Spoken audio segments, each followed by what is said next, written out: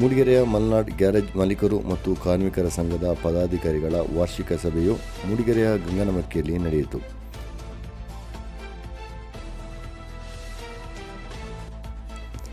ಸಭೆಯಲ್ಲಿ ವಾರ್ಷಿಕ ಲೆಕ್ಕ ಪರಿಶೋಧನೆಯ ನಂತರ ಮೂಡಿಗೆರೆ ತಾಲೂಕಿನ ನೂತನ ಪದಾಧಿಕಾರಿಗಳ ಆಯ್ಕೆ ಮಾಡಲಾಯಿತು.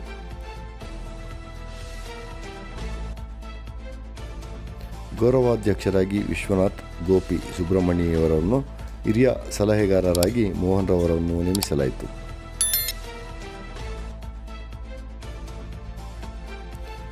ಅಧ್ಯಕ್ಷರಾಗಿ ಫ್ರಾನ್ಸಿಸ್, ಉಪಾಧ್ಯಕ್ಷರಾಗಿ ಖಾಲಿದ್ ಮತ್ತು ಮಂಜುನಾಥ್, ಕಾರ್ಯದರ್ಶಿಯಾಗಿ ಪ್ರಶಾಂತ್, ಸಹಕಾರ್ಯದರ್ಶಿಯಾಗಿ ಇಲಿಯಾಸ್, ಸಂಘಟನಾ ಕಾರ್ಯದರ್ಶಿಯಾಗಿ ಚೇತು ಹಾಗೂ ಕೋಶಾಧಿಕಾರಿಯಾಗಿ ಇಮ್ರಾನ್ ಖಾನ್ ರವರನ್ನು ಆಯ್ಕೆಯಾದರು.